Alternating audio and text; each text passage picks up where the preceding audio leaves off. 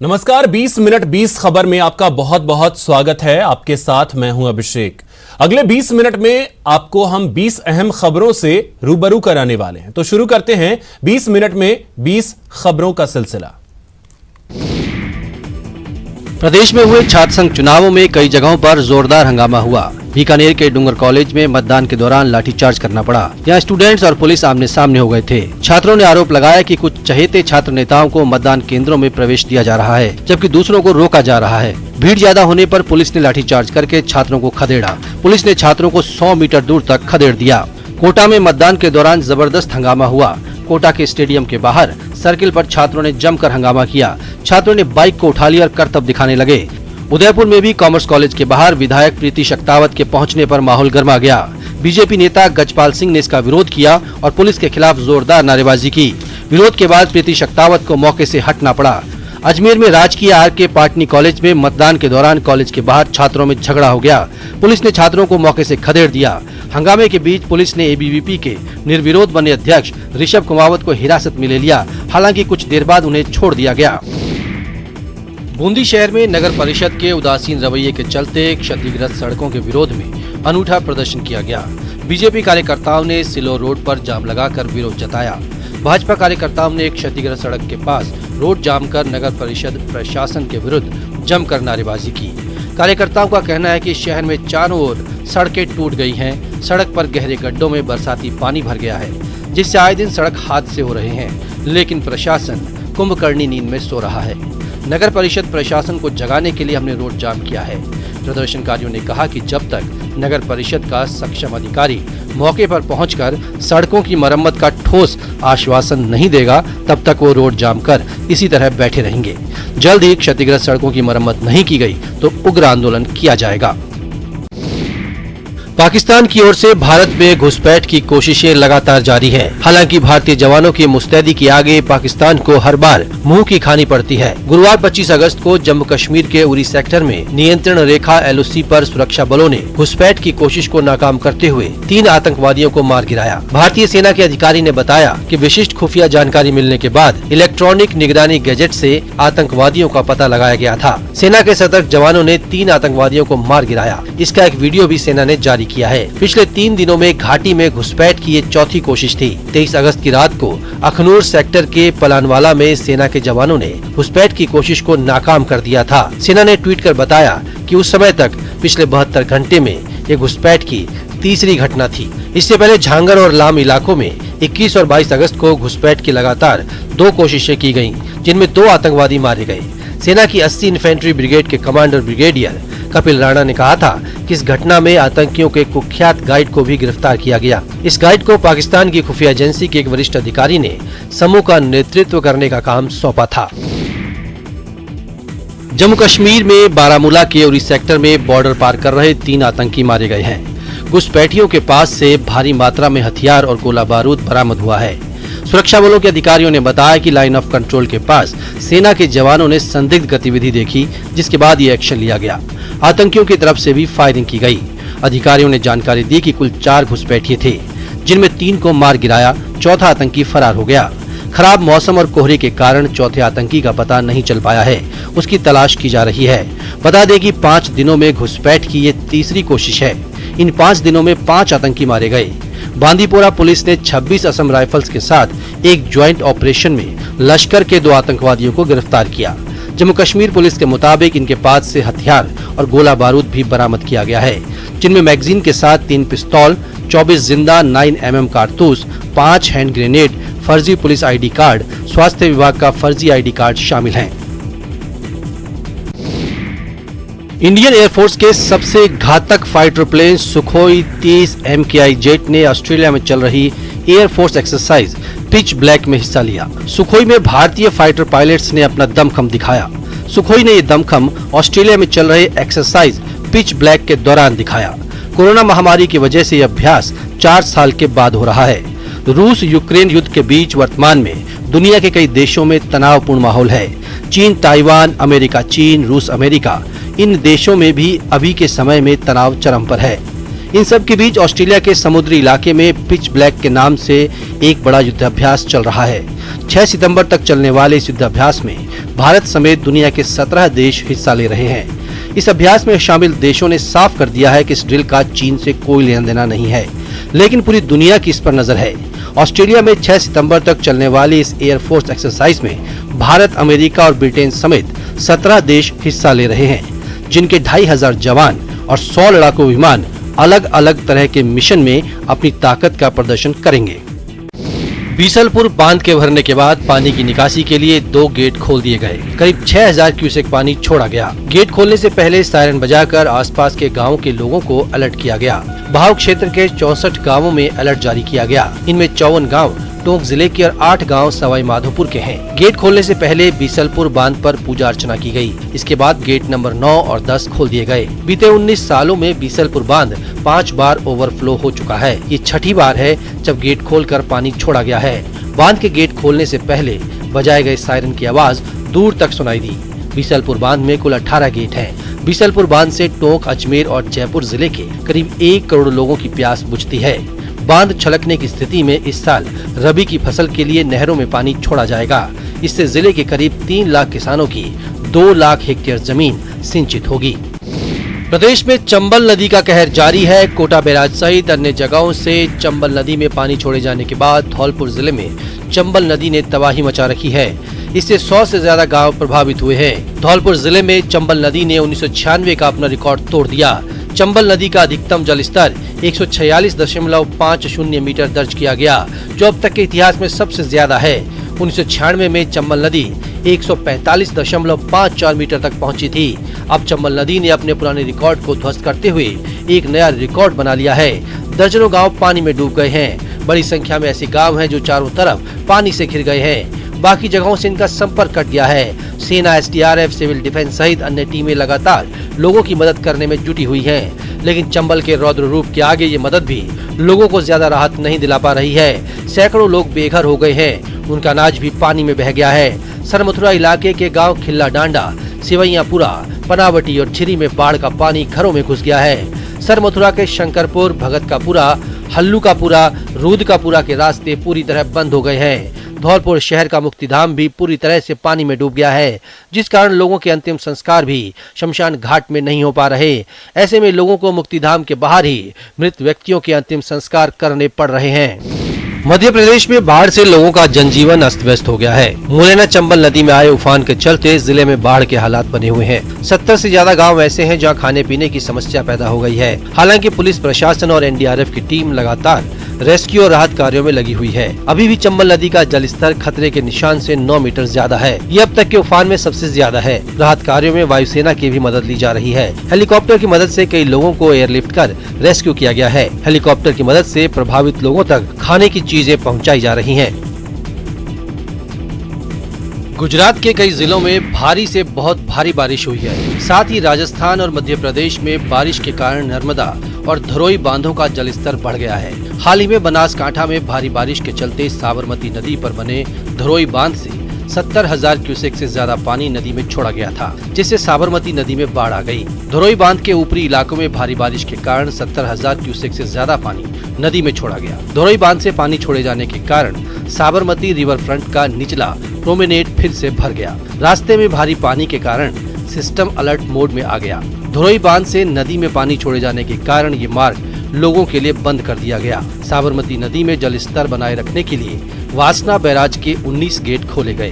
गुजरात में लगातार हो रही भारी बारिश के कारण राज्य में लोगों का जनजीवन अस्त व्यस्त हो गया है। भारी बारिश के कारण लोगों को भारी जल जमाव और बाढ़ जैसी स्थिति का सामना करना पड़ रहा है। गुजरात में लगातार हो रही बारिश के कारण कई इलाकों में वेक्टर जनित बीमारियों का खतरा भी बढ़ गया है। मध्य प्रदेश के भिंड में चंबल नदी ने 3 साल का रिकॉर्ड तोड़ दिया है। कोटा बैराज से छोड़े गए पानी के कारण चंबल नदी उफान पर है। चंबल किनारे स्थित अटेर क्षेत्र के 1 दर्जन गांवों में घरों में पानी घुस गया। ग्रामीणों ने घर का सामान समेटकर छत की शरण ली। कई लोग अपने परिवार के साथ घरों की छत पर खुले आसमान के नीचे जिंदगी बसर करने को मजबूर हैं। खेत खलियान दरिया बन गए हैं। किसानों की सैकड़ों बीघा फसल बर्बाद हो गई है। राजस्थान में कोटा बैराज और गांधी सागर बांध से 12,000 क्यूसेक पानी छोड़े जाने के बाद चंबल नदी रौद्र रूप में आ चुकी है। चंबल 119.80 मीटर खतरे के निशान को पार करती हुई 128 मीटर पर पहुंच गई है। अटेर के ऐतिहासिक किले के चारों तरफ पानी भर चुका है। ग्रामीणों में गुस्सा है कि हर साल बाढ़ आती है और सब कुछ बहा कर ले जाती है। अभी चंबल का 127.7 मीटर में है 2 घंटे के पहले की स्थिति में, और ये अराउंड 1.5 से 2 मीटर तक भी और बढ़ने की संभावना से इनकार नहीं किया जा सकता। संगम नगरी प्रयागराज में गंगा जमुना दोनों नदियों ने डेंजर लेवल को पार कर लिया है। प्रयागराज में दोनों नदियां अब खतरे के निशान के ऊपर बह रही हैं। प्रयागराज में दोनों नदियों का डेंजर लेवल 84.73 मीटर है। खतरे का निशान पार करने के बाद दोनों नदियों के जलस्तर में बढ़ोतरी का सिलसिला जारी है। दोनों नदियां करीब 5 सेंटीमीटर प्रति घंटे की रफ्तार से बढ़ रही हैं। मध्य प्रदेश और उत्तराखंड समेत दूसरी जगहों से जो पानी छोड़ा गया है वो कम से कम अगले 3 दिनों तक प्रयागराज में जल स्तर को और बढ़ाएगा। प्रयागराज में गंगा और यमुना नदियां खतरे के निशान से 2 मीटर ऊपर तक जा सकती है। खतरे का निशान पार करने के बाद दोनों नदियां जबरदस्त तबाही मचा रही हैं। शहर के करीब 3 दर्जन मोहल्लों में बाढ़ का पानी घुस गया है। 50 के करीब गांव भी बाढ़ से प्रभावित हैं। रास्ते और सड़कें बाढ़ के पानी में समा गए हैं। सैकड़ों घरों में बाढ़ का पानी पहुंचने से लगभग 2000 से ज्यादा लोग बाढ़ राहत शिविरों में शरण लिए हुए हैं। उत्तर प्रदेश के मऊ जिले के थाना गोपागंज के बासरथापुर गांव में राम प्रवेश नाम का व्यक्ति गांव के बीचों बीच स्थित लगभग 100 फीट ऊंचे ताड़ के पेड़ पर चढ़कर बैठ गया है। लगभग 1 महीने से वो ऐसा कर रहा है। राम प्रवेश अभी भी ताड़ के पेड़ पर ही रह रहा है। स्थानीय लोगों का कहना है कि जब उसे कोई समझाने या फिर उतारने की कोशिश करता है तो वो पेड़ पर रखे ईंट और पत्थरों से उन पर हमला कर देता है।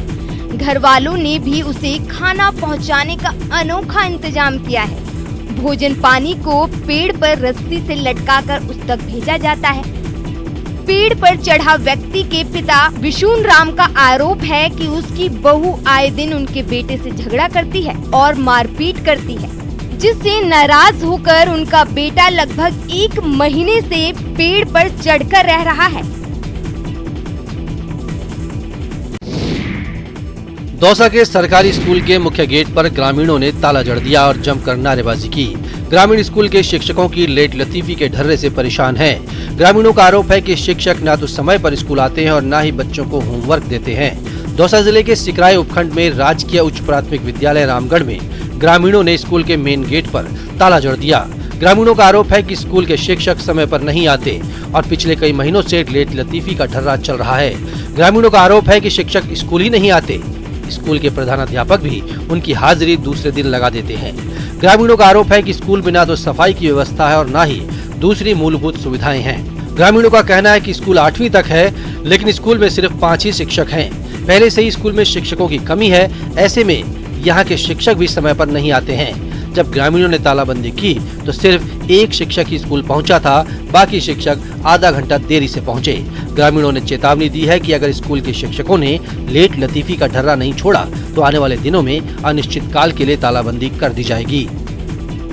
बिहार के दानापुर के रहने वाले इंजीनियरिंग के छात्र नवनीत ने कमाल कर दिया है। उन्होंने साइकिल से ही पटना से पाकिस्तान की दूरी नाप ली और 1700 किलोमीटर का सफर तय किया। गुरु नानक देव और अभिनेता सुशांत सिंह राजपूत से प्रेरणा लेते हुए वो पटना से पाकिस्तान गए और अब पाकिस्तान से वापस अपने घर दानापुर लौटे। गुरु गोविंद सिंह जी की जन्मस्थली पटना से 14 जून को साइकिल यात्रा शुरू हुई और 1 महीने में 1700 किलोमीटर का सफर तय करते हुए पाकिस्तान में गुरु नानक जी की कर्मस्थली करतारपुर साहिब पहुँचे। होटल मैनेजमेंट के 3rd ईयर के छात्र नवनीत ने अपनी यात्रा अभिनेता सुशांत सिंह राजपूत को समर्पित की है। उनका मानना है कि लोग अपने व्यस्त जीवन में सुशांत सिंह राजपूत जैसे कलाकार को भूल गए हैं, जो काफी डाउन टू अर्थ व्यक्ति थे। सुशांत सिंह को साइकिलिंग पसंद थी, जिसे देखते हुए उन्होंने साइकिल यात्रा करने का फैसला किया। उन्होंने अपनी यात्रा का नाम दिया बर्न फैट सेव फ्यूल। इससे पहले नवनीत ने हिच हाइकिंग करते हुए 1900 किलोमीटर की दूरी तय करते हुए लद्दाख में खारदुंगला पहाड़ी पर जाकर राष्ट्रीय ध्वज भी फहराया था। 12 शहर भक्ति के रंग में रंगा नजर आया। बाबा महाकाल की सवारी के स्वागत में पूरा शहर उमड़ पड़ा। 12 शहर में सर्व हिंदू समाज की ओर से भगवान महाकाल की शाही सवारी निकाली गई। इस दौरान महाकाल के भक्तों का उत्साह चरम पर था। सवारी में झांकियां, बैंड बाजा, डमरू झांझ मंडली और कीर्तन गाती हुई महिलाएं शामिल हुईं। इस सवारी के स्वागत में जगह जगह आतिशबाजी की गई।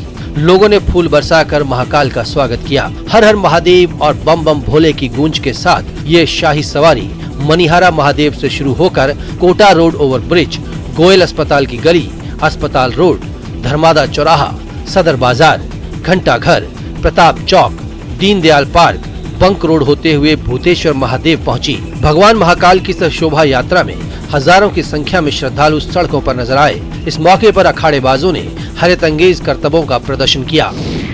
अगर मन में कुछ कर गुजरने की तमन्ना हो तो उम्र कभी आड़े नहीं आती। कुछ ऐसा ही कमाल किया है मध्य प्रदेश के सीहोर के साधारण परिवार के प्रतिभाशाली छात्र अचल साहू ने। इनके हाथों से तराशे गए लोगों को भारतीय नौसेना एयरविंग की पोर्ट ब्लेयर में शुरू हुई नई यूनिट INAS 325 ने अपनाया है और इसे अपनी यूनिट का लोगो बनाया है। पोर्ट ब्लेयर में निगरानी के लिए हेलीकॉप्टर की एक नई एयर यूनिट तैयार की गई है, जिसे नाम दिया गया है INAS 325। इसमें अत्याधुनिक जासूसी उपकरणों और अस्त्र शस्त्र से सुसज्जित हेलीकॉप्टर की एक पूरी यूनिट बनाई गई है। इस यूनिट के लोगों के लिए देश के कई कलाकारों ने डिजाइन भेजे थे। सीहोर के बस स्टैंड के पास रहने वाले अचल साहू के डिजाइन को सेलेक्ट किया गया है। अब अचल साहू के डिजाइन किए लोगों को भारतीय नौसेना की पोर्ट ब्लेयर यूनिट के जवान और अधिकारी अपनी वर्दी सहित कैप पर लगाकर पहनेंगे। अचल का सपना भी पूरा हो गया है। वो भले ही भारतीय सेना में भर्ती नहीं हो पाए हों, लेकिन उनके बनाए लोगों को भारतीय सेना की यूनिट में देखकर उनका ख्वाब पूरा हो गया है। मेरे जो चाचा जी हैं वो इंडियन नेवी में हैं। उन्होंने मेरे को अप्रोच किया था कि उनकी एक नई यूनिट बन रही है, उसके लिए एक लोगों की रिक्वायरमेंट है, तो उन्होंने मेरे को रिकमेंड किया था वहाँ पे। तो ये काम मेरे को रिकमेंडेशन पे मिला है। 2 साल बाद उधमपुर में साखरी मेला फिर से लगा। कोविड के कारण 2 साल से मेले की चहल पहल थम सी गई थी। अब फिर से मेले में रौनक लौट आई है। लगातार बारिश के बावजूद हजारों श्रद्धालु उत्सव मनाने और साखरी देवता का आशीर्वाद लेने के लिए बड़ी संख्या में उमड़े। जिला विकास परिषद अध्यक्ष लालचंद ने भी साखरी मेले का दौरा किया और साखरी देवता मंदिर में माथा टेका। उन्होंने लोगों को बधाई दी और कहा कि इस तरह के मेलों से सांस्कृतिक और पारंपरिक मूल्यों के आदान प्रदान में सहायता मिलती है। उन्होंने कहा कि ये मेले भाईचारा, शांति और समृद्धि के संदेश को फैलाने में महत्वपूर्ण भूमिका निभाते हैं। क्षेत्र की समृद्ध सांस्कृतिक और पारंपरिक मूल्यों के संरक्षण पर जोर देते हुए उन्होंने कहा कि इस तरह की धार्मिक सभाएं हमारी संस्कृति का एक अनिवार्य हिस्सा हैं। इस दिन युवा सेवा और खेल विभाग की ओर से विभिन्न खेल गतिविधियां आयोजित हुई। इसके अलावा विभिन्न शैक्षणिक संस्थानों के कलाकारों और छात्रों ने सांस्कृतिक कार्यक्रम भी पेश किए। सरकारी योजनाओं के बारे में लोगों को जागरूक करने के लिए विभागों ने स्टॉल्स भी लगाए थे। स्थानीय लोगों के साथ साथ बाहर से आए हुए दुकानदारों ने यहाँ मिठाई की दुकानें, खिलौनों की दुकानें और खाने के स्टॉल लगाए। मेला स्थल पर विभिन्न संगठनों की ओर से लंगर भी लगाए गए। सनातन हिंदू धर्म का डंका अब दुनिया में भी बजने लगा है। विदेशी लोग भी यहाँ की संस्कृति से प्रभावित होकर आ रहे हैं और सनातन धर्म के बारे में जानना चाहते हैं। बिहार के सीतामढ़ी में इन दिनों यूरोप से एक दल आया हुआ है। ये हिंदुस्तान की हिंदू संस्कृति से प्रभावित होकर यहाँ आए हैं।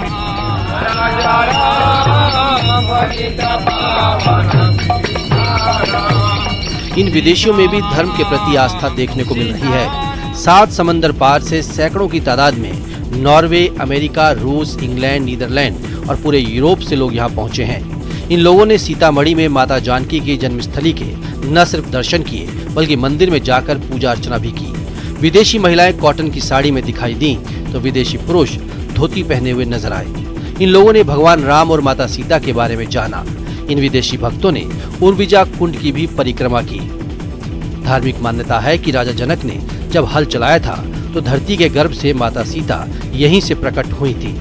वैसे अलग अलग देशों के लोग हैं, रूस से, अमेरिका से और यूरोप के बहुत सारे देशों से लोग हैं। तो हम सभी अंतर्राष्ट्रीय कृष्ण भावनामृत संघ के सदस्य हैं और हम सब ऐसे सीता माता के जन्म स्थान के धाम में भगवान श्री राम और सीता माता की कृपा पाने के लिए आए हैं। हमारी संस्कृति में गुरु को भगवान से भी ऊपर दर्जा दिया गया है। ऐसा क्यों होता है ये साबित किया है शिक्षक दुर्गाराम मुवाल ने। दुर्गाराम को 5 सितंबर को राष्ट्रपति राष्ट्रीय शिक्षक अवार्ड से सम्मानित किया जाएगा। दुर्गाराम मुवाल उदयपुर के आदिवासी इलाके में राजकीय प्राथमिक स्कूल पारगियापाड़ा में पढ़ाते हैं। दुर्गाराम को ये अवार्ड आदिवासी क्षेत्र में बाल तस्करी को रोकने के लिए उनकी कोशिशों के लिए दिया जा रहा है। इन्होंने बाल तस्करी के खिलाफ मुहिम चलाकर 400 से ज्यादा बच्चों को बाल श्रम से मुक्त करवाया और शिक्षा से जोड़ा। शिक्षक दुर्गाराम ने बताया कि आदिवासी बच्चों की दुआएं हैं जिन्हें मैंने बाल श्रम से मुक्त करवाया है। उन्होंने बताया कि ट्राइबल एरिया में लोगों में शिक्षा के प्रति जागरूकता नहीं होती है। यहाँ लोगों को बाल श्रम में लगाना आम बात है। इससे बच्चों की पढ़ाई छूट जाती है। मेरा संकल्प है कि ऐसे बच्चों को पढ़ाई से जोड़ना ताकि उनका भविष्य संवर जाए। शिक्षक दुर्गाराम ने बताया कि शिक्षा ही व्यक्ति का सर्वांगीण विकास कर सकती है। जब उनसे पूछा गया कि बच्चों को बाल श्रम से छुड़वाने में जान का खतरा भी रहता है तो उन्होंने बताया कि खतरा हमेशा रहता है और अभी भी है, लेकिन मेरा काम नहीं रुक सकता। कि जो भी बच्चा पढ़ाई से दूर है मैं उसको येन कैन प्रकरण किसी भी तरीके से आप इस पढ़ाई से जोड़ूं ताकि बच्चा अपना जीवन सफल कर सके, क्योंकि सर एक शिक्षा ऐसी है जो व्यक्ति का सर्वांगीण विकास कर सकती है।